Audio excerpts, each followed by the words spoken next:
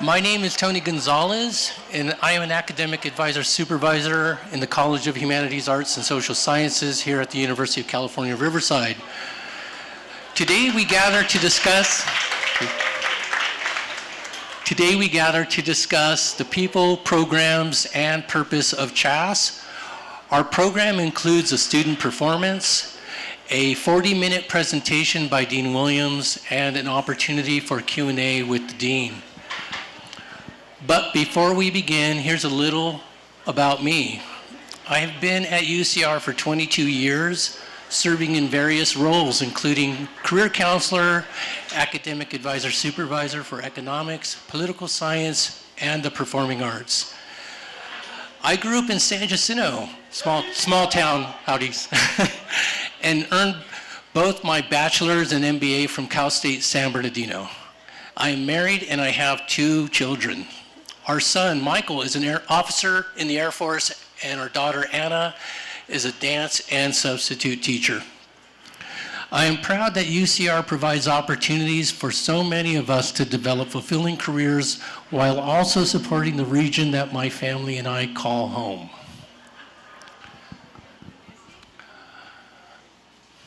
Okay, we're going to do our land acknowledgement. We at UCR would like to respectfully acknowledge and recognize our responsibility to the original and current caretakers of this land, water, and air, the Cahuilla, Tongva, Luiseño, and Serrano peoples, and all of their ancestors and descendants, past, present, and future.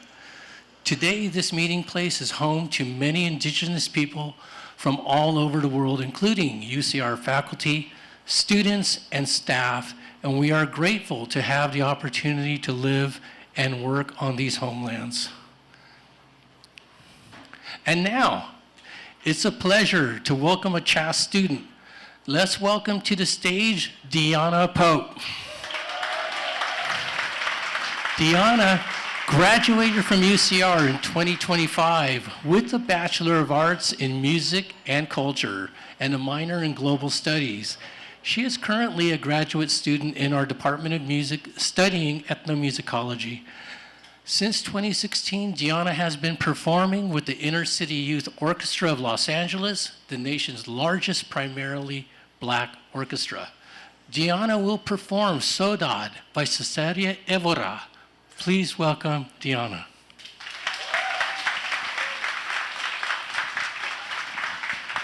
Thank you so much, Tony, for the lovely introduction. Thank you to the Dean, CHAS, for allowing me to play here today. So this song, Saudade by Cesaria Evora, was the catalyst for my research in Cape Verdean musical themes, identity, and how it has influenced Cape Verdean artists today. In honor of Cesaria Evora, also known as the Barefoot Diva, I will take my shoes off as she did in solidarity with impoverished people in Cape Verde.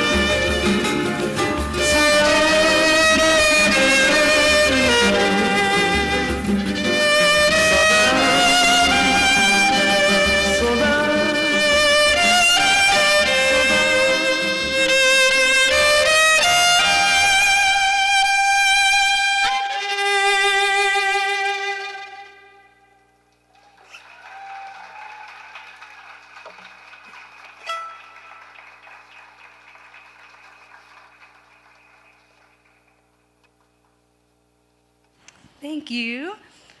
So for this next piece, in honor of my love of California as a California native and us being UC, we're gonna kick it a little old school.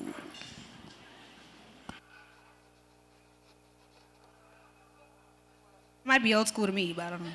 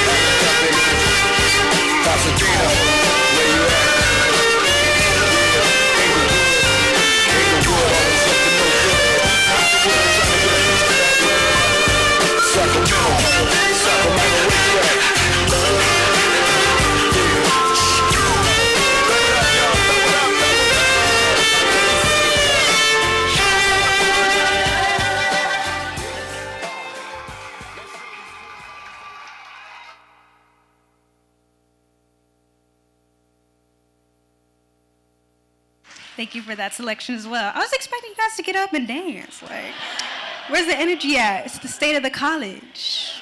It's college town. But thank you guys for this lovely opportunity. Enjoy the rest of the meeting.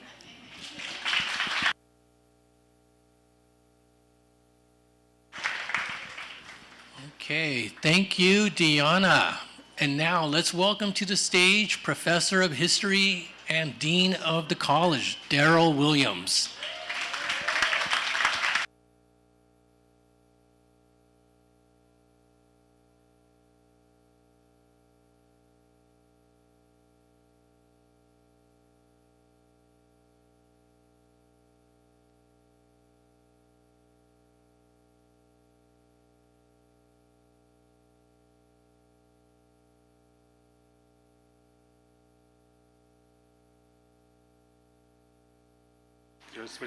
Can you hear me now?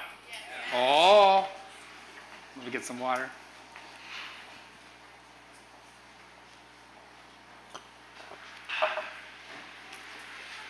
Good afternoon, everyone. Buenas tardes. It's great to be here, and I want to thank Tony and Deanna for opening things up. The best we have is here in Chaz, and you've just seen two members of this fantastic college. My gratitude, of course, yay for them, yes. My gratitude to the Chaz marketing, communication, events, and facilities team for pulling everything together this afternoon. You might recall last year it was 93 degrees, it's a little bit more temperate today, which is good. And on behalf of the entire college, I give a shout out to the Barnes staff who have made this time together comfortable and welcoming. So thank them as well.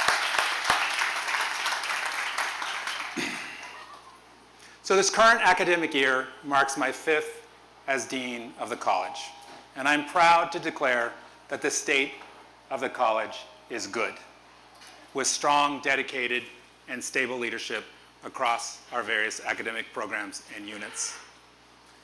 But as we all know, it's a time for fresh faces and new academic directions throughout the University of California, including here at UCR. And in this regard, it is my pleasure to speak on behalf of the entire college in extending a warm welcome to our new Chancellor, Dr. S. Jack Hu.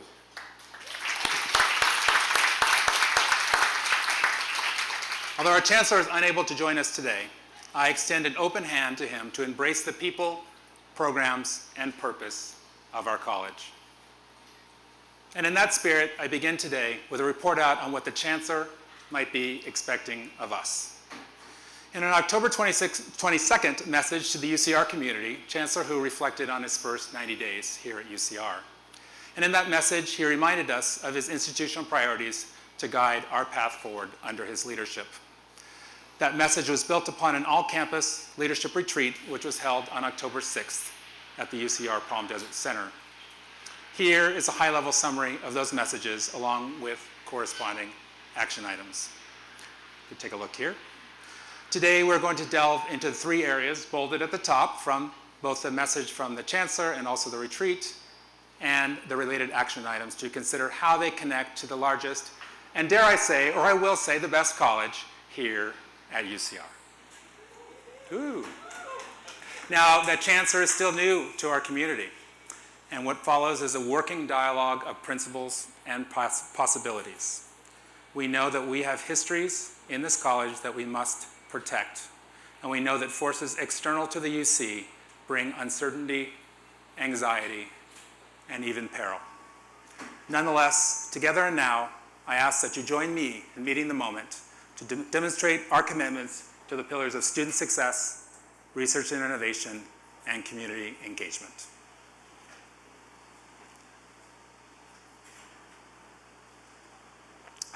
So we're going to start out with the reason that I get up in the morning, and I'm sure many of you also do, student success. Here's a snapshot of the best measure of student success that we have here at UCR, degrees awarded. And in this graphic from last year, we see spring 25 numbers for the bachelor's, master's, and PhD degree recipients who we have prepared for meaningful and thoughtful lives in our homes and in their communities. As UCR grows, toward a goal of 35,000 students by 2035, Chas will soon produce each year close to 3,000 alumni primed for gainful employment in the public and private sectors and leadership in the public sphere. Now, we often discuss our accomplishments in terms of student social mobility. What I also find personally so moving is that each commencement season, Highlander families, communities, and their mentors express their respect and gratitude to us for a promise that we have fulfilled. Now, before I transition over to the unfinished business of student success, I share a video profile of Gabriel Maldonado, a 2011 political science graduate. Gabe has deep roots, he's right here. Gabe has deep roots in the Inland Empire and remains a resident, friend, and advocate for the educational opportunities that Chas offers. Last spring, Gabe was recognized as winner of this year's Outstanding Young Alumni Award. And so let's hear directly from Gabe as he tells his story about what he brings to the world with his UCR education. We have a once-in-a-generation moment to make the necessary investments for communities that have often been ignored. UCR for me was an opportunity of not only liberation, but an opportunity for me to thrive and feel like I was empowered to be myself. At my core, I can consider myself an organizer and an activist, and that's what I want my legacy to be remembered for. In 2007, I founded my organization, True Evolution. The organization has been a vehicle for me to get more involved in public health and racial justice, to not only be concerned about the public policy issues that are happening nationally and statewide, but what is happening in our backyard. Project Legacy is home not only to our residential campus, but it is also home to our innovation, the Inland Empire LGBTQ Center, which was co-founded by myself, Jesse Melgar, and Senator Sabrina Cervantes. The project's success today is a direct result of Gabe's undeniable force for positive change, an unwavering commitment to empowering the LGBTQ community in our region. His visionary leadership has empowered countless people through True Evolution, Project Legacy, and the IE LGBTQ Resource Center. We have been close friends and colleagues for many years, and this is sort of the magic that UCR brings. It cultivates relationships even when you don't know how they will be useful in the future. I believe that we have very complicated problems in society right now, and it's going to require very complicated solutions to solve them. I've dedicated the last near 20 years of my life to making the Inland Empire, Riverside, and San Bernardino County a place where great innovation and organizing can happen. That is really what I dedicate my life to. Gabe's accomplishments extend far beyond these projects. A dedicated mentor, offering invaluable support to students and young leaders throughout the Inland Empire. Gabe Maldonado is a transformational leader whose achievements set a new standard of excellence and compassion. I could have used a space like the one that we have today. And so I always remember that little Gabriel and all of the other little Gabriels and Gabriellas out there who, to this day at this very hour, in 2025, do not have the safety, places, and love that I eventually created and had. It has given me purpose. It has given me a sense of belief in something greater in this world. Not only have I been inspired by what I saw in the past, but I'm inspired by what I see in my own present and my own history today to continue to do this work.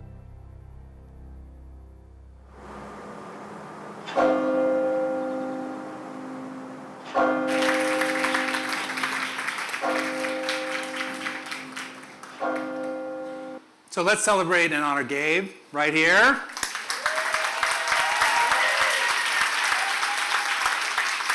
For what he brings to our community, including his presence here, in which I am very grateful for, with his education from this college.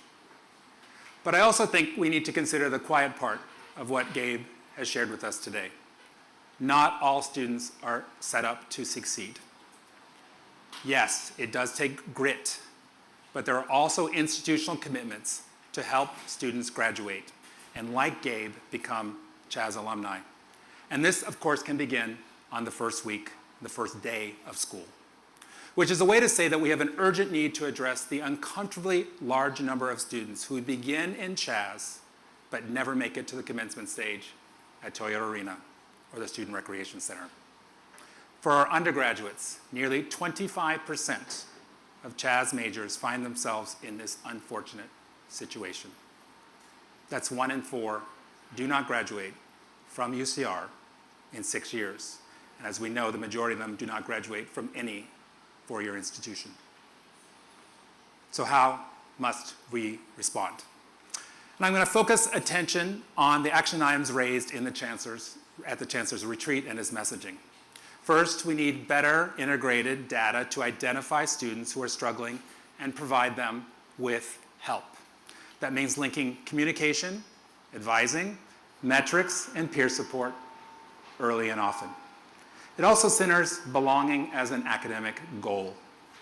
To speak to some of the specifics that Gabe shared with us and what he mentions, I give a shout out to our advisors who work to embed academic advising in our student resource centers.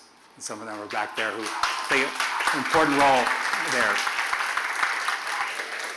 Secondly, we also lean into what already works and continues to work. We know high impact practices, including internships, undergraduate research, experiential learning, study away, on-campus employment, including those students who are here right now today working, lead students to persist and to succeed.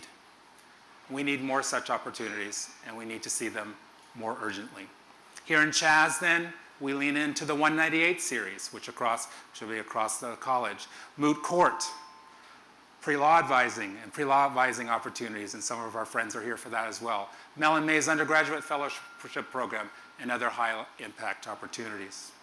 And from day one, we meet student expectations that their degree is both an exploration of knowledge and a process of personal growth, and also a pathway to a job and to community building. Now that all feels good, all feels right. Of course, we're going to agree with that. But there's still something else missing that's going to help address this gap.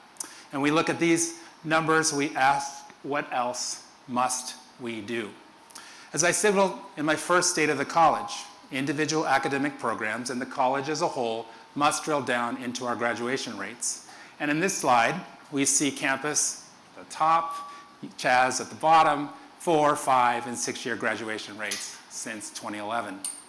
One thing to note is that as the university goes, UCR, Chaz goes as well, we're pretty comparable there. Take the 6-year graduation rates, which are circled in red here, for the class that entered in 2018. Campus, 6-year graduation rate is 76.2%, Chaz, 74.3%. Pretty much the same. But neither of these numbers, neither of these rates are good for campus nor for Chaz. And we can't find this just okay. So we're asking ourselves then, what else must we do? Knowing that 6 years is a long time, and the past 6 years have been very, very difficult for students, for us, for this university. But when we drill down, we see that some of the problems can be identified in the first and second year, when we look at first and second year retention rates. As we can see here in yellow, since 2014, our Chaz first year retention rates have been drifting downward from just above 90% to where we are now at about 87, just below 87%. So if we're losing 1 in 4 students over 6 years, we can see these losses start early, with more than 1 in 10 not returning for their second year of study. If they're not returning for their second, they're most likely not going to be here for their sixth. These declines continue when we look at the second year retention rates as well.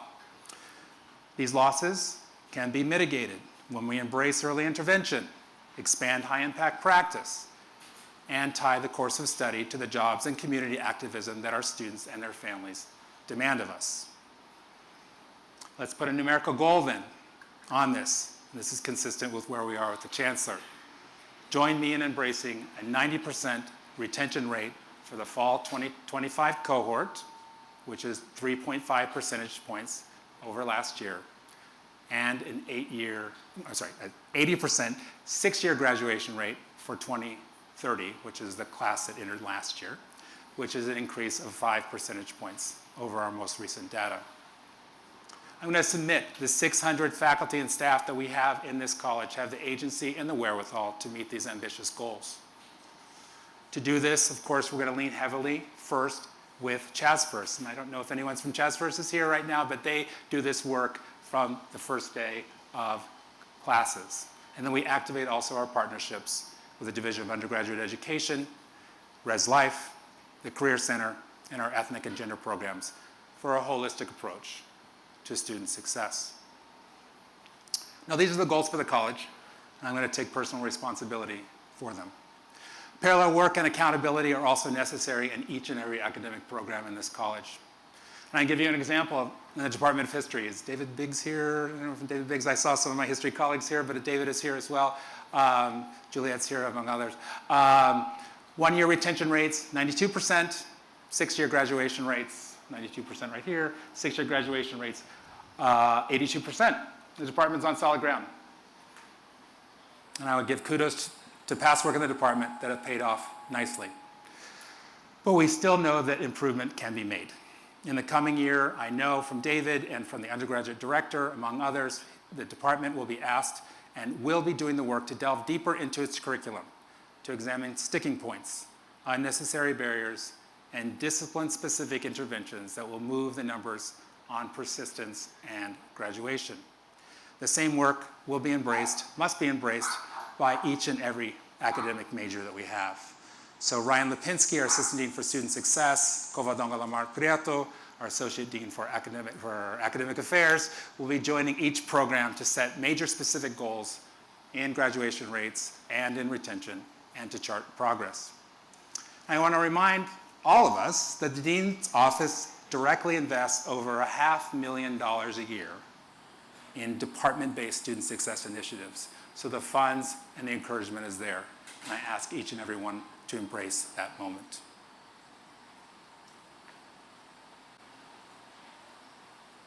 Now, I'm talking a lot about the work that's done among and with chairs and with our undergraduate program committees. But I also want to share with you how all of us can see the work that we do as contributing to student success in the content of their education and in their preparation for meaningful lives in the world. So here I am pleased to share with you, to debut, more importantly, a video made by Chas student videographer Matthew Mejia featuring Landis Marin York, our costume shop manager. And I have not seen this before, this final cut, so this will be a discovery for us all. Hi, my name is Landis Marin York, and I am the resident costume designer and costume shop manager for TFDP. And I have been here since 2018, so about 7 years now. One of our mission statements is to educate research practitioners and to get them to think critically about their role in both their community and society and the world in general. So my role as a costume designer is to help them sort of think about that world creatively through the costumes that we build and the choices we make when we're designing shows. Whenever we're telling a story in a play, there's usually some kernel of truth or some emotion or some moment in history that we are commenting on. And I think it helps people reflect on the way they think about whatever that issue is or whatever is going on in the world. Landis's work, putting their bodies into the worlds of these plays, it helps uplift the stories even more, brings all of our attention to not just the actors, but the entire worlds that we're creating on stage. Working in costume design is basically a dream job for me. I get so much out of it, so much nourishment from it. I get something out of working with the students. I get something out of bringing new artists into the world, taking what I learned and paying it forward to the next generation. I get to look at periods in history and think about how things looked in the past and bring them to life on stage. I know that a lot of the students get a lot of enjoyment out of putting on these costumes and taking them into the past and letting them feel what it would have been like to live in that time period, to walk and dress in that time period. So that's one of the things that I think I give to the students is this ability to inform their characters with the costumes that they wear. Landis is profoundly knowledgeable in the art of costume design and costume construction, and is able to help guide and mentor students in our department who do have a fascination with costume design or how to learn kind of basic sewing skills, and then where do you take it from there. Her own experiences and background, I think the way that she is able to share that and kind of connect with the students has been really beautiful to watch. We have such a great team. We're a small team, but we're a mighty team, and we all work together to help each other. Our goal is always to tell the story, whatever it may be, in the most informative and creative way possible. So we're always helping each other in whatever way we can to make sure that we're all working together to create the same story when it gets up to the stage. Any student who is interested in theater in general should seek out the costume shop. We don't really have to have any kind of prior experience because we do all the training here in the shop. All I ask of students is that they bring their curiosity and their willingness to learn, and we'll show you everything that you need to know when you get here.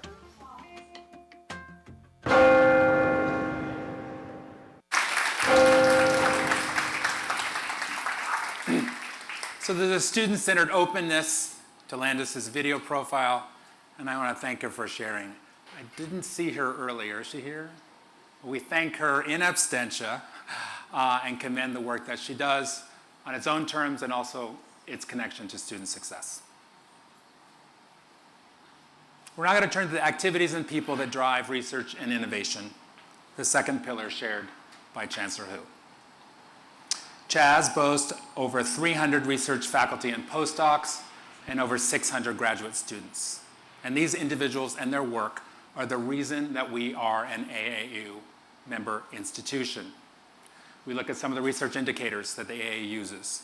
With faculty awards, fellowships, memberships, as an AAU research indicator, we at CHAS have recipients of Fulbrights, Guggenheims, NSF Career Awards. Of course, we take pride in our multiple finalists for the National Book Award. Today, I'd like to recognize John Martin Fisher, who I saw earlier today, who was elected member of the American Academy of Arts and Sciences 2024. And Sonia Lubermisky, who I have not seen today, but we thank, and rather we commend her for her election to the Fellow of the American Association for the Advancement of Science, also in the same year as John. While it may seem that competitive federal research dollars, as unreliable as they may seem, are what define AAU institutions, we also recognize books and citations also figure into the AAU research indicators. And in books and citations, we know that CHAS excels. Of course, we do not need the AAU alone to tell us that we conduct world-class research and creative work every day across the globe. And here are some of our faculty at their best. Nawa at the archaeological site in Mexico, Steve, who I see here as well today, in the museum, Joel in the dance studio, and Susan at a book festival. And let's remind ourselves that we have successfully recruited 72 new tenure-track faculty in the past 4 years. That's a 25% renewal of Senate faculty ranks since I became dean. And one of them is right here from the new cohort. The new cohort had just arrived here. And consider that each newcomer, including Jay, has a long runway of research and creative discovery, productivity, and recognition that will drive our research and innovation moving forward. And particularly for the stories of the 25 new faculty members who just joined us in fall, you can check out the QR code here. But there's more lift, and Chaz has its role in the Chancellor's action items on the expansion of research and innovation. These are again from the retreat. To speak specifically to Chaz, we're recruiting senior faculty members like Barry Lamb, who's pushing the boundaries of research into new areas, including podcasting. And we encourage Barry's colleagues to join interdisciplinary, large-scale, and high-impact research initiatives, which include the RAISE Institute here and the MRPI Institute, an initiative across the UC. We're also going to expand and in Chaz the footprint of the contracts and grants teams, which will soon get better digs in INTS to better serve the researchers and creative faculty and graduate students across the college. And also, I'm really looking forward to expanding the role of research coordinators who will identify opportunities and diversify and grow our ecosystem of research and innovation. And that's going to start next year. As you may have seen, we'll be doing a new hire for a research coordinator for the social sciences, along with a new associate dean in the social sciences, which I'm looking forward very much to working with. Now, the first action item, going back to the Chancellor's points here, is related to seed funding. And of course, I wholeheartedly endorse that. And shortly, the Vice Chancellor for Research and Economic Development will be announcing some new opportunities in seed funding with specific provisions for the arts and humanities. So you should be on the lookout for that. Today, I'd like to announce another financial incentive here in our college, an incentive for research, excellence, and innovation. The Chaz Dean's Research Impact Recognition Award. So we're going to partner with the Vice Chancellor for Research and Economic Development, along with the staff task force, the Graduate Division, Division of Undergraduate Education. And this award is going to recognize Chaz research and creative activities that demonstrate impact. I've identified $30,000 to launch this initiative, which we're going to roll out in the next calendar year, I should say. So please be on the lookout for more information there. This award, I hope, I imagine, I demand, will be a catalyst for our research and innovation accomplishment to be included on sites like this one, which is recently developed by the UC Office of the President to document research and its impact across our university and across the world. Comparable sites, as you may know, have recently also been launched here at UCR, as well as the AAU. For a glimpse into all of these different research, communication, and impact vehicles, you can check out the QR code here. Now, the third pillar from the Chancellor, community engagement. Set the mood here. Kalina Michalska, Professor Kalina Michalska is right here doing work and community-based participatory research. And the smaller photos in the upper register are with local students who are working with our Gluck Arts Fellows program. Are there any Gluck Fellows in the room? Any Gluck Fellows in the room? Maybe? Yay. All right, so when we talk about UCR and we talk more specifically about Chaz and community engagement, there's many, many things to highlight, including the recognitions that have been earned by the APLU, the American Council of Education, and Carnegie, as well as the ASHE Stars report that highlights the intersections between our community engagement and sustainability. In these accolades, we have direct proof that we at UCR are fulfilling our land grant missions to serve the people of California in public trust. We might hope that such recognitions are also the building blocks to reverse troubling narratives that the public has lost its trust in higher education. Because in our community engagement activities, we are anything but disconnected or unconcerned or even hostile to the needs of everyday people and everyday lives. I'll give you a concrete example here in Chaz of why we're quite the opposite. The Inland Empire Labor and Community Center, and we have some folks over there from the center over there. Center was founded in 2023 and has played a leading role in expanding our labor studies program while partnering with regional labor organizations. Are you going to get the sound? Our regional labor organizations to develop data, policy, and experiential learning opportunities, which include paid internships and paid fellowships, which are a good thing, throughout working class communities and working class families and organizations in the region.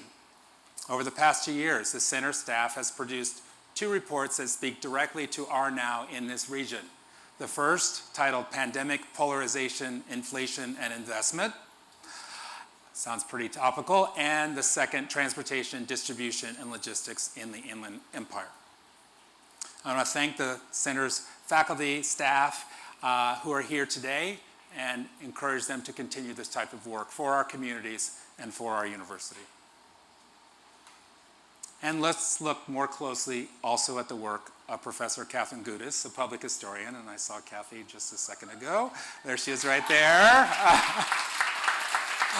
Who co-directs Live from the Frontline, a far-reaching participatory memory project focused on warehousing here in inland Southern California.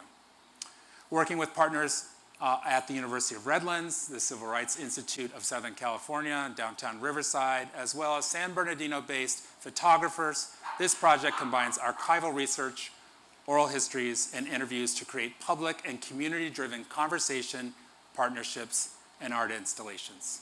So let's take a closer look at the work that Kathy and her peers undertake.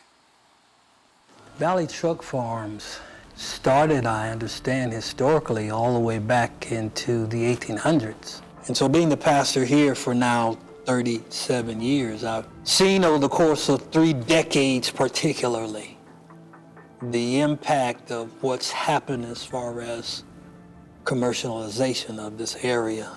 So as a result of seeing all of these things and recognizing the systematic approach of turning a residential community into a asphalt jungle of warehouses is disturbing, to say the least. Live from the Frontline focuses on 8 neighborhoods linked by the long histories of logistics as a way to, 1, document the histories of environmental racism, 2, to connect them so we see that we are all connected across Riverside and San Bernardino, and 3, to highlight the stories of people who have created means by which they can also come together to advocate for themselves and to represent their stories in their own voices. I first heard the stories of Valley Truck Farms maybe 15 years ago, and always wanted to know more. And this project has really offered me personally the opportunity to sit down with a beautiful series of elders in the church so that they could share their memories of that community. Live from the Front Lines help us to do the project that we were talking about doing over the last 20 years. All of the research, all of the photography, all of the interviewing. We often find ourselves working at the intersection of history and art because art's such a powerful way that we can actually show what's happening and connect with folks. My portion was mostly portraits of the people at the church. They were really welcoming, they were excited. After the project was done, we printed them. They were able to see their images hung up inside of the church, and it really made for an amazing day. And so I'm humbly appreciative of all of the privileges that have come to me by virtue of this role and the relationship that we've established with Live from the Front Lines and the collaboratives. We're grateful. And so with Live from the Frontline, our real goal was to see how we can take these challenges that we're seeing in individual places, like we have the Valley Truck Farms where warehouses are encroaching on a church, but then we also have all of this pollution that we're finding in Colton and South Colton, and we have issues over here and over there, and sometimes it feels so big and hard to wrap our heads around. And that's really what we wanted to do with Live from the Frontline, was to show these different areas that are all connected through logistics and these long histories of what we call the slow violence of the supply chain, and like work with the individual communities to flesh out their story, but then also to connect them all together. The future physically at this location is uncertain, simply because we don't have a community here. The devastating kinds of things that are going on, not only in our city, but in our world. There's nowhere we can run and hide. As a matter of fact, Faith says, come out of hiding, stand up. Become a witness. Share my love. Let people know there's still hope.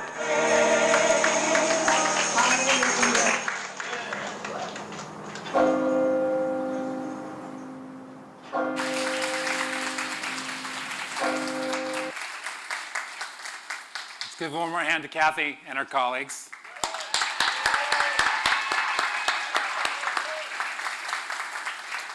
So in the spirit of this work and the hope that we hear, we go back to the action items that came out of the Chancellor's retreat at Palm Desert, with an ear toward listening just as much as leading. That means building mechanisms that value community feedback, align research and service with local needs, and make Chaz accessible through events and open houses and multilingual communication. But I'm going to add to this something internal and unfinished work that we also need to address here in our college, and that is the unnecessary, even counterproductive barriers that we make for ourselves with respect to community engagement. I think specifically of the slow uptake of community engagements and community engaged scholarship in our faculty and staff merit promotion and recognition. In Kathy's case, promotion standards designed for academic books discouraged her from coming up for promotion for far too long. When I arrived here in 2021, early conversations, colleagues approached me quietly, spoke to me to lament that her career progression was being held back, not because of the untested rigor or the questionable quality of her research, but rather because her peers were uncertain how to evaluate the research that she had conducted. But the department updated its research statement, and Kathy put her materials forward. It was a slam dunk promotion that resulted in a multi-step acceleration. And now is the time for all of our Bylaw 55 faculty across all Chaz units to follow the examples set by history. We find examples as well in GSST and ethnic studies, among others, to ensure that all units have robust guidelines and pathways for tenure and promotion that engage the theory, practice, and impact of community engagement. Our friends at the American Council of Learning Societies, the ACLFs, give us some concrete insight to the experiences at UC Santa Cruz, another UC, and I encourage you to read from this QR code a very, very interesting exploration about a faculty-led process of incorporating community-engaged scholarship into promotion and tenure criteria and praxis. But once again, let's go back. Commend Kathy, and let's thank her peers in history for their support in ensuring that community engagement mission for this university is also the mission and a pathway for career progress among our faculty.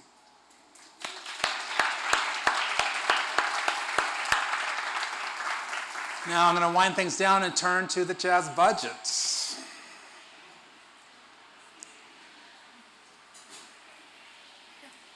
Take a dramatic pause. To make things, in any of the regards that we talked about, make them possible, to make substantive progress, any of the areas of the Chancellor's pillars or the others that we also develop for ourselves, we need to be adequately resourced. And no doubt the budget news from Sacramento and Washington, or from Oakland and Hinder Rocker, could be better. There is constraint, there's uncertainty, and there's risk. But I want you all to recall that the Chaz budget is substantial at $134 million in total expenditures in FY25. And the vast majority of that spending goes into salaries and benefits. We rightly use our money to pay our people. But the challenge is on the revenue side. FY25 pictures a $12 million shortfall of revenues relative to expenditures. Now, last year, we were able to cover that gap largely through carry forward, but those one-time dollars, that one-time available cash, has dwindled considerably over the last several years. We can dive more closely into the tuition allocation piece of our revenue, and there is certainly reason for concern. So over the past 5 years, we have seen a modest decline in total revenue on the tuition allocation piece of our income, from $50.2 million to $48.8 million. or about a decline of $1.5 million. This same time period, the same 5-year time period, we all know that costs did not go down. And it's unfortunate, and in the same time period, we've also had to adjust to a cumulative 10% cut from the state. We're losing money. We have less money to spend at a time that our obligations have grown more expensive. And this is not sustainable. So this year, we've already taken the uncomfortably but necessary step to slow down Senate faculty. 25 arriving this fall, no more than 7 next year, based on the recruitments that are underway. Other belt-tightening measures may be necessary in areas of graduate admissions and temporary teaching and other drivers of our expenditures. But I also want us to go back here and look at growth opportunities. This resource allocation model, which was adopted about 10 years ago or so, undergraduate and master's enrollments drive to tuition allocation.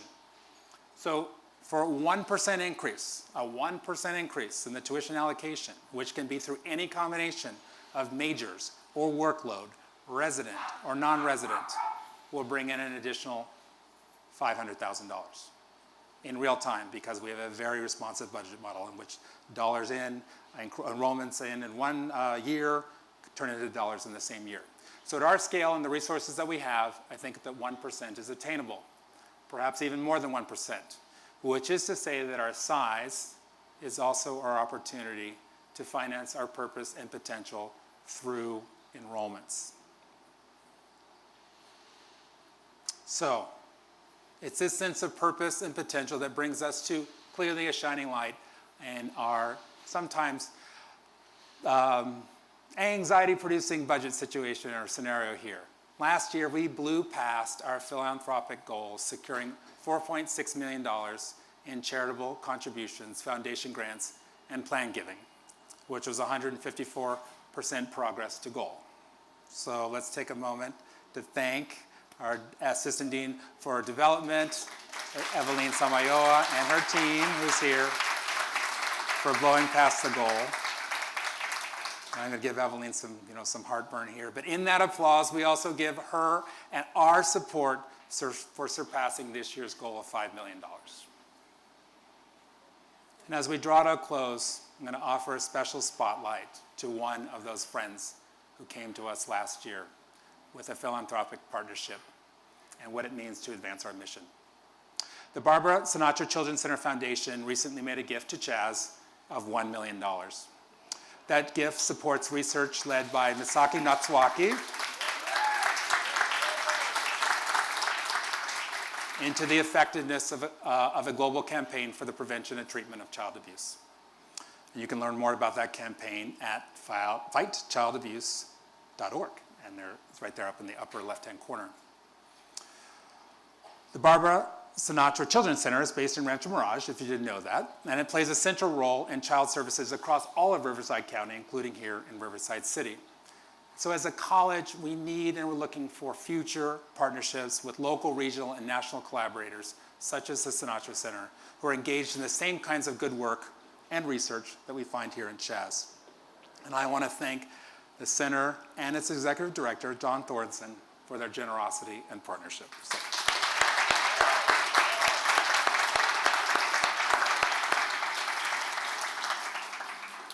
So in closing, we return to those 3 pillars that the chancellor's laid out for us and the corresponding action items, particularly as they apply to this college. See them here. The chancellor is still new to the community. This involves a evolving conversation. Certainly we know that forces external to UCR bring uncertainty and anxiety and may really be quite troublesome. Nonetheless, together, I ask now that you join me in meeting this moment. Now, from this QR code, you're going to find accessible video for today's recording, including the presentation, which has been edited or will be edited by our great campus multimedia team, as well as a wide range of dashboards developed by Cindy Williams and her team, as well as the Office of Institutional Research. But I would like to conclude where we began, with an affirmation that the state of the college is good and remains so, despite the challenges that we face. I want to thank each and all of you who've worked with me over my past 4 years here, and I look forward to many more years working together toward educational attainment and world-class research in the humanities, arts, and social sciences here at UCR. And now, I'm going to open the floor for your questions. So thank you.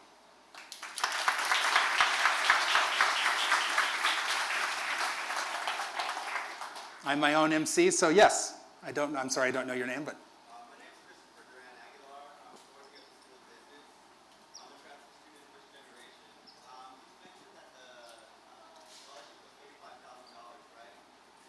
I'm sorry? Yeah, microphone's coming. That'll be better for us all. Thank you. Thank you, Emmanuel.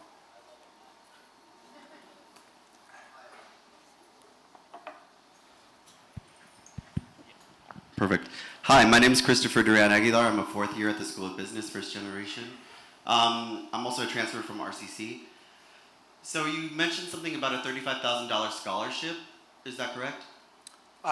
It's a $30,000 fund for research impact, which will be available for faculty, staff, and students in Chaz. So if you find a partner in Chaz, then you might be eligible for that, yes. I'm not looking for a partner. But my education comes first. In regards to all the students who are actually accepted into this first, I'm not sure what the number is, but we do have the #1 mobility in the school right now. And considering that English and math are really high in regards to the students who are accepted in regards to remedial education, how do you account for all the students that are going to not make it past this first year or the next 4 years? Because you talked about this past 6 years, so I'm just trying to figure out how government-funded funds are going to be placed into like facilities and faculty and how to keep these students in school rather than focusing on the past. Well, the past gives us some indication of where we are and where we're going, and I think that we look at retention rates, they are drifting downward, and that is not good.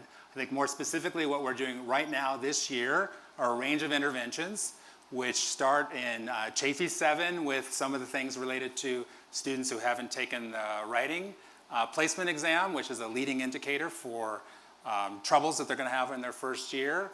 I think some of the other things which Susie and the team there are really looking for is not just welcoming our first year students, but also understanding what their journey looks like, getting them into classes, which is like a major accomplishment for us this year given this surge. But more importantly, really looking at some of the things I discussed in kind of high level here, early interventions, but also creating opportunities so that students understand they have both an academic pathway and the resources for them, and also if they are struggling, that we are able to meet them where they are so that they return for their second year of study. Sure, so have you already met with those students preemptively, considering that you're already counting them out for the next year? Actually, I don't count anyone out, so I would... Well, you did on that screen, right? You let us know that students wouldn't be here after a certain amount of time. That's unfortunate, yes, that's what the trends are, but I would like to... But you were talking about the past, you didn't really talk about the future, so I want to know how you're going to make sure that these students stay here on campus and in their classes, because you're also letting us know that these students were lucky to get into classes, right? How are they lucky when they're already accepted on campus? Because if they were accepted at UCR, they're also brilliant and bold, right? So I would consider that they do get the classes that they were accepted into as the school accepted them, right? So why wasn't that accounted for the students, and why are they already being counted out? I'm a true believer in every student at UCR. Okay, but I don't believe what you're saying right now. Okay. I'm sorry you feel that way. I will say that I will expect, and I will take personal responsibility for this college to improve its retention rates next year. So I'd invite you to come back.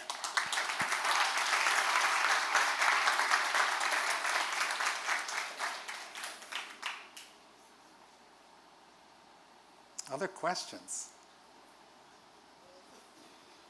Andre. Thank you. I'm Andre.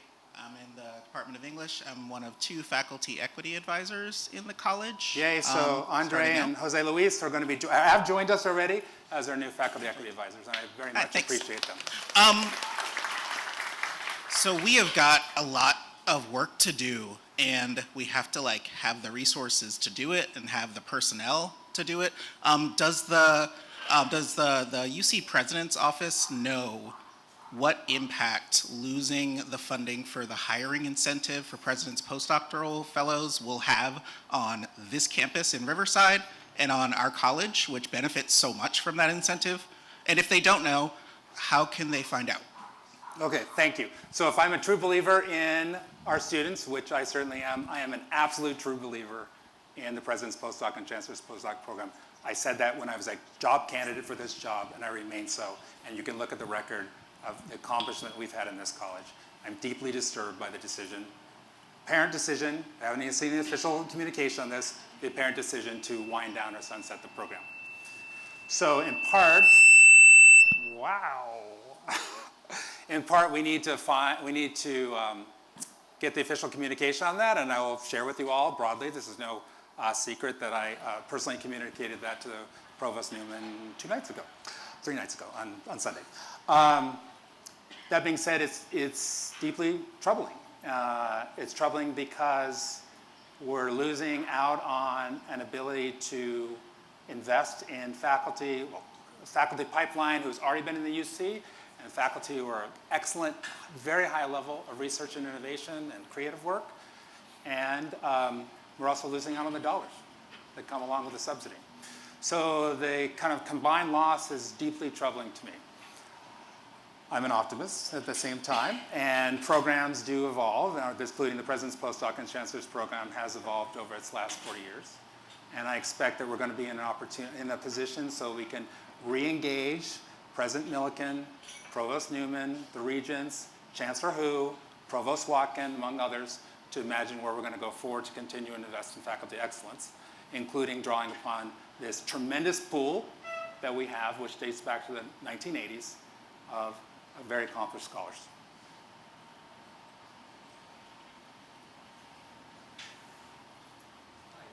Hi, Robin.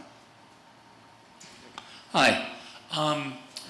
I wondered if you could talk a little bit about how we're going to address the kind of critical staff situation. I mean, given the funding problems that we have, you know, the staff are kind of the unknown heroes in the college, and we really need to figure out how to, you know, get better support for them and frankly get more of them.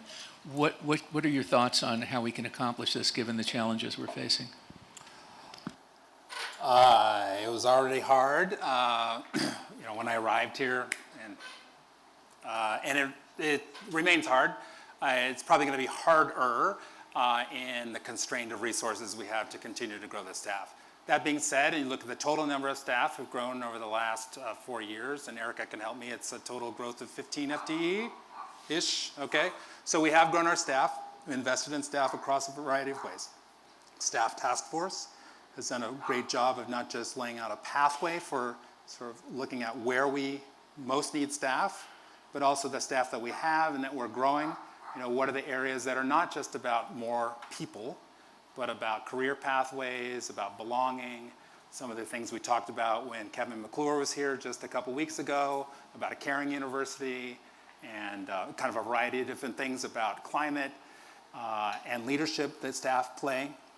So we can continue to invest in those, which are important and relatively low cost, at the same time of making some difficult decisions. I'm going to be blunt with you, Robin. We're going to have to make some difficult decisions about, do we invest in staff at the expense of faculty until we grow the dollars? And each department is going to collectively, or each department has an opportunity to make some of those choices, or at least make some of those recommendations. And I'm going to say, ultimately, I have to make some hard decisions that do not satisfy everyone at the same speed and need that we have, that we deserve.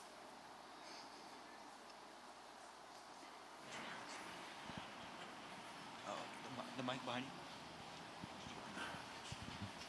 you. Hello, I'm Jay Melashenko. I'm the FAO for for psychology. Hi, Jay. Yes. There's one thing that I was looking at your report that was that really stood out to me was that about half of the students from UCR graduate out of Chaz, and I think the majors right now match with that significantly, and we've had a lot of growth as well. And so seeing that matched with the funding challenges seems to be contradictory, where we have lots of positive growth, but then a decline in support. My big question is, it seems like that the funding that we get comes primarily from, of course, tuition, which is those same students' dollars, and from the state specifically towards those student dollars, but we do not get proportionally the same amount of those dollars that come to UCR as compared to other entities on campus. What can we do as Chaz to advocate for more of those funds to come to Chaz? So a couple things here. What you're suggesting is that internally we revisit the budget model, which was set in place, I think, 2016, 2017. And I believe that Chancellor Hu is interested in having that conversation. He's new to this, to our campus, and I think that this is part of the exercise that he's asking all units on campus, not just academic units, to go through with a possible revisiting of a variety of different formulas and allocation methods and models. So one of the things I'll tell you, Jay, I think it's very important that we in Chaz are best positioned to demonstrate how much good work we are doing now aligned with his priorities in student success, research and innovation, community engagement, and how prepared we are to receive additional investments to continue the work that we're doing in a growth model for the university. So kind of a broad, like what's on the table here. Now, I was just with all my social science deans across the UC, and we're one, I say we, UCR is one of only 3 campuses that is really primed to grow right now, both because of financial capacity, but also many of our campuses literally do not have authorization to grow because of a variety of different kinds of constraints. So with the rebenching process, which also goes on the state allocation, we are positioned to benefit from that, which is an unusual thing. We think about UCR to actually be better positioned than a Berkeley or a UCLA when it comes to allocation of resources coming from the state. To do so, though, we need to proportionally grow more quickly. We need to grow more quickly than the other campuses who, for the most part, are going to be constrained in doing so anyway. So this goes back to this moment we are at UCR of growth and embracing growth. And I want Chaz to be part of that growth as well. We do, Susie, you can help me, what are we at, 2% increase this year, Chaz, from last year, 1.7? Okay, so we're growing, we have grown this year. Psychology has grown a lot faster than that, I know that. I'd like to see, we need to continue in that pathway. But we need to invest in making sure that as we do grow students, and I think this goes back to this comment earlier, we're prepared to make sure we see them to the graduation stage.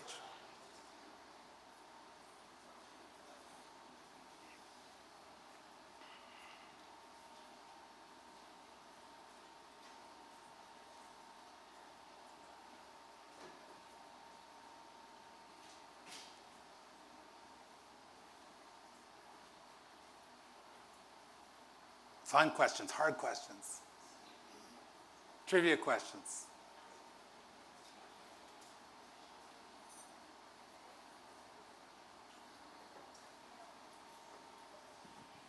Dana.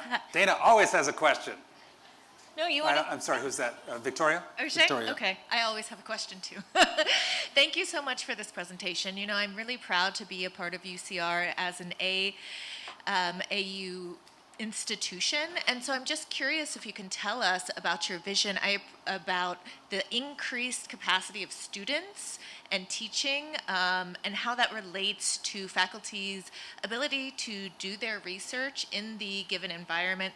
Specifically, I appreciate your example of history, but from what I understand, history has a large faculty compared to the number of majors, and so they're able to kind of distribute the labor a bit better in terms of supporting students who may not be as prepared as those who go to Berkeley, et cetera. And so, you know, I love UCR.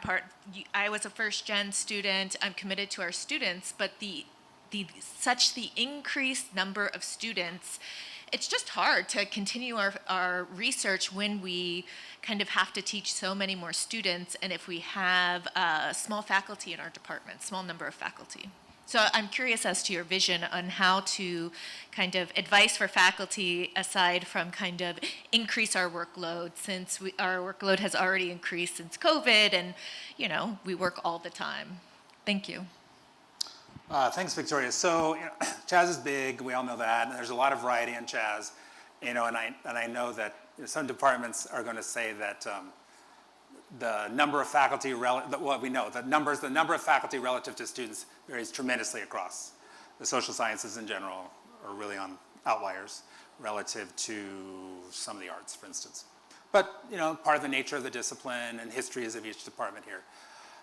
This is one of those areas where each department is going to have to look internally about both its capacity and also what makes sense for the discipline and the praxis of whatever the discipline is in relationship to some of the resources that we have in the college. We have a large, very talented academic advising staff who is there to do the work and available to all departments, regardless of size. So we have to think about that. I think we also have to think through, frankly, some partnerships. If size is a barrier in gender and sexuality studies, you don't have to solve all the problems yourself. From a disciplinary perspective, from your students' perspective, we know that they're taking courses in media and cultural studies or in English or whatever, and the many different things. What partnerships can you do? Each department has student success funds. They don't have to be spent exclusively within the department, only for your own students. It's toward student success. So I think this is part of it. You kind of raise this other issues about faculty workload, which is, of course, about teaching, which is part of the job, and about student success, which we all should value. But it's also about what the metrics and sort of measures are for moving forward in your career, which is primarily research and broadly defined research and creative activity. In that way, I do both recognize the point here about the burden, especially the intensification of burdens out of the pandemic, and also in thinking about if you've read, the UCAD report, UC Academic Disruption, yes. There have actually been a kind of a significant number of expansions of opportunity and flexibility in opportunity for looking at progress toward the next career benchmark. Stop the clocks, a variety of different accomplishment relative to opportunity, among others. So let's lean into those and let's make sure that we continue to institutionalize those, and I think we have. And also, it's a tough time to be a faculty member, period. Expectations are very high and they've increased. They've certainly not retreated. I will share with you all that some of the standards, and I think this goes to the point I made about Kathy and her work, some of the barriers we create for ourselves. If we don't want to recognize what someone does in their research because it doesn't fit, and they have to do other kinds of research and also do the research that they want to do, we're creating our own barriers for ourselves. Is that the world we want to live in? I ask you. Of course, there are peer reviews. There is a national process. We have to put this in dialogue with a larger environment. But I also ask ourselves within here, for faculty, and particularly about research productivity and research product, what is it we're trying to do, and how do we make it effective and meaningful for us? I think it's Dana and John. Thank you. I wanted just to share, I think so many of us are just reeling from a kind of double whammy this week of news coming down from UCOP, the combination of this administrative UCAD that includes program changes and program shutdowns as part of its potential scope of charge, and then followed by this just absolutely shocking cancellation of the PPFP hiring incentive. So I guess I wanted to just share this sense of just being, having the ground kind of disappear from under one's feet. And then also, you mentioned that you had just been meeting with the social science deans. I wondered if you could share with us the kinds of, from your level, from your viewpoint, the kinds of networks that might be forming or sort of collaborations that might be forming across the campuses at your level to respond to these shocks, whether they be federal or system, UCOP. Yeah. Presence from our friends at UCOP. Thank you. So I'm very happy to be in community with the other deans. And so the social science deans, we meet twice a year. And we do work, and it's also commiserations, and like any professional network. We have a particular position as well, and I think we have like 25% of all undergraduates across the UC is in our portfolio, some version of that. So we have a large profile, and we try to use that as a leverage point. And we're using that we're using that specifically to make the case about the impact of the sunsetting, the president's postdoc, but also from our positions to propose some alternatives and other paths forward rather than just ending it out. So we're doing that right now. And that's in part because this is what we should be doing, and it's also in part because we work together well and we trust each other and we're communicating, and we have a certain kind of position to be able to speak. At the same time, recognizing that faculty members should have also their autonomous spaces and voices to network and articulate, and it's not our role we might have opinions about it, and sometimes we can partner, but also faculty members can say what they need to say. On the shocks, and I wake up, I read the same news you do, and it troubles me a lot, and sometimes I can't be troubled, because I do have to go back, not just I'm an optimist, but I also do believe that the work that we're doing in day-to-day is good. And it keeps me going. It keeps me going to think that the work that I'm doing contributes to student success. That may not work for you every day. I am not in a position nor in a disposition to put myself or this college in opposition to the office of the president. I don't think that's a winning path. And so I'm not looking for that particular opposition or that particular pathway. But as Dana, you do know from some of the work that we had to do to the canceled grants, very frustrated when the Office of the President said they weren't going to support us in a litigation, and then very, very happy and very collaborative when they asked for back channel work, which actually resulted in an injunction which got the grants restored, including to you and me and many others in this college, and several others in this college here. So I think that it's also about maintaining relationships over the long term that's going to get us through this very difficult period as well. So these are some of the ways, if you ask me personally, both personally but also how I approach my position, these are some of the things. It helps that I'm in my 5th year as dean. It helps. John.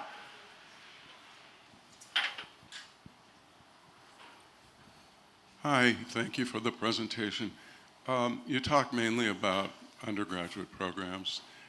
I was just wondering what your thoughts are and your vision for our graduate programs are. As you know, we have fewer funds for those programs, and we've been admitting fewer students, but it's an important part of the strength of our college. So yes. So thank you, John. I know this is an area where I don't address enough in this presentation here.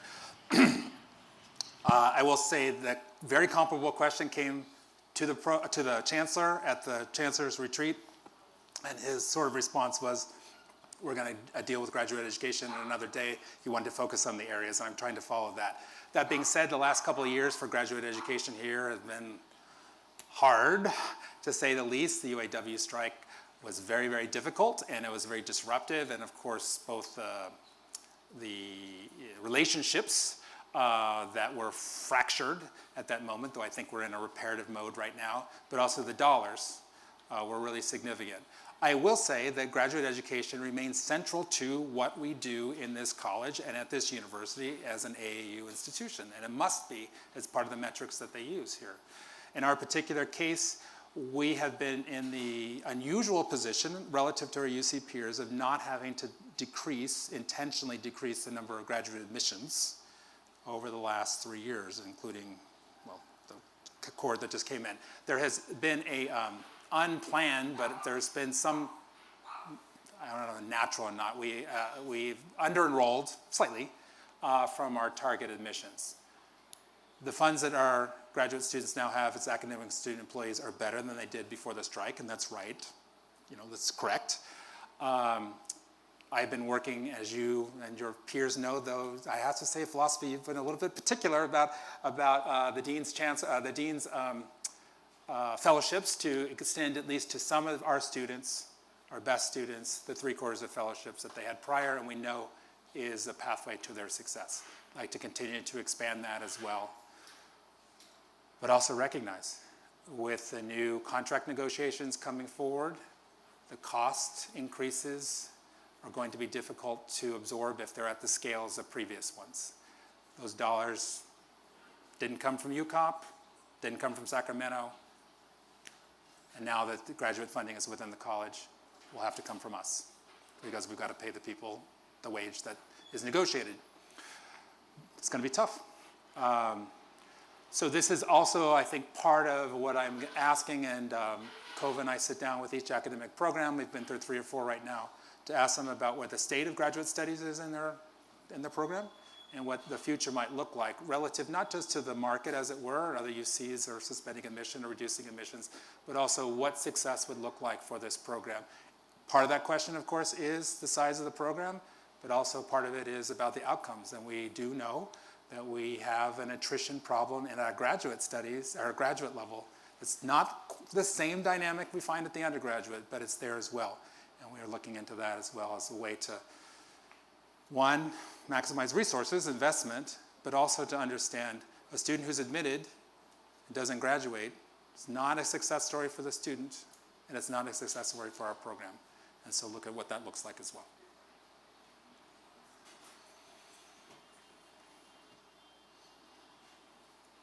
Now with daylight savings, it's just this sort of like, twilighty moment right now. One last question.